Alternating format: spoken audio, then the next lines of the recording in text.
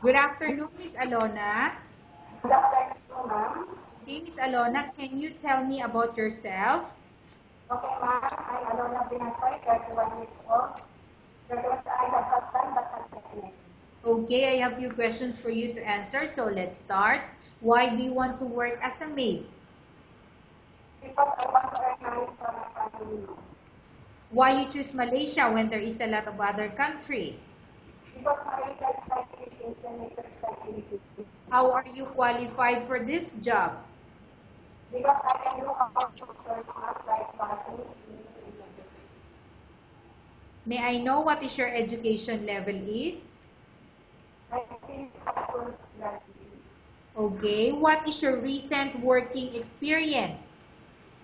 There's some, long care family. Okay, so Miss Alona, can you please repeat the answer? What is your recent working experience? Long care family. You work in a laundry as a staff, okay? Have you worked abroad before? Yes, ma'am. Can you please tell the place and how many years and months you work for? Yes, ma'am. In Jordan before 2007 until 2009, and in Oman, October 8, 2011 until December 7, 2013. Okay, so in Jordan, how many years and months you've been working? 2 months and 2 years and 3 months, ma'am. In Oman, how many years and months you've been working? 2 years, 2 months, ma'am. Okay, do you have experience of taking care of baby? Yes, ma'am. And whose baby or children you are taking care of? My employer, ma'am. Okay, what about elder or older people? Do you have the experience? I don't have a family member. You are, okay. Do you have any other special skills? Yes, ma'am, like cooking, washing, ironing. Okay, are you willing to learn new skills? Yes, ma'am. Are you willing to work with a family where the mother-in-law or any relatives stay together? Yes, ma'am. Currently, are you still working now? Yes, ma'am. I'm applying for all. Okay, do you know how to cook? Yes, ma'am. I know how to cook, but only Arabic. But I'm willing to Okay. cook. Yes, So you mentioned that you can cook in Filipino and in Arabic, right? So can you yes, tell me what are the dishes that you can cook in Arabic? yes, ma'am. Like tabu, tabuli, tabuli, and what's that one? Like that one. Okay, what about Filipino dishes that you can cook? Pisadong, adobo, pakbet. Okay, are you aware that you will have to do washing, cleaning, ironing, and cooking? Okay, ma'am. Okay. From all the house chores or household work such as cooking, cleaning, ironing, and washing, which do you like most? Cooking, ma'am. Okay, you are not allowed to use handphone during working hours. Okay, ma'am. You are only allowed to use handphone after you finish all the works and when going to bed. Okay, ma'am. You are strictly needed to surrender the handphone to your employer in the morning and your employer will return back to you once you're going to bed. Okay, ma'am. If ever your employer finds out that you're abusing your handphone and it's affected your work performance, your employer will confiscate your handphone and you're not allowed to hold it anymore. Instead, your employer will allow you to call to your family 3 times in a month. You're only allowed to bring normal phone and you're not allowed to bring smartphone. Are you agreed for the terms and condition? Oh, I agree, ma'am. Okay. Are you agreed to the rules and regulation for the handphone?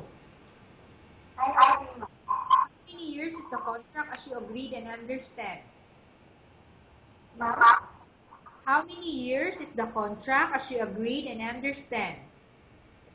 2 years.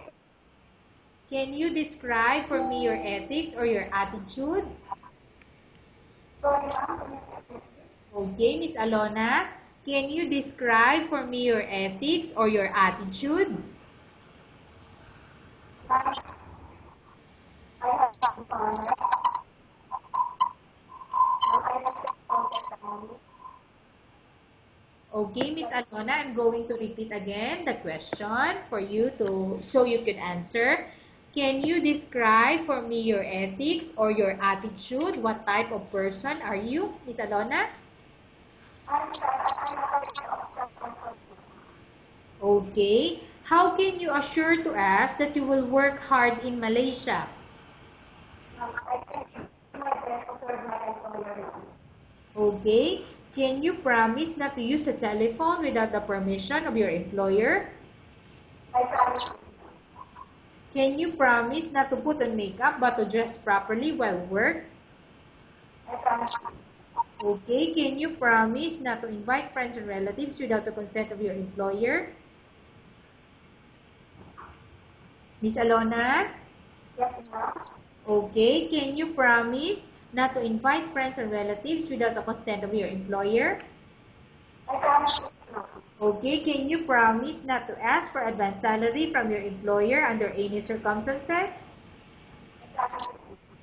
Do you really understand of the rules and regulation of the agency? I clearly understand. Okay. Do you pay any placement fee for you to come to Malaysia to work as a maid? No, ma'am. Do you have any history of sickness, example breast cancer or any other illness? Yes, Okay. Do you suffer from any skin diseases, allergy, or physical defect? I don't have. Okay. Have you suffered from any serious illness? Not yet, ma'am. Okay. Do you smoke? No, ma'am. Have you undergone any operation or surgery?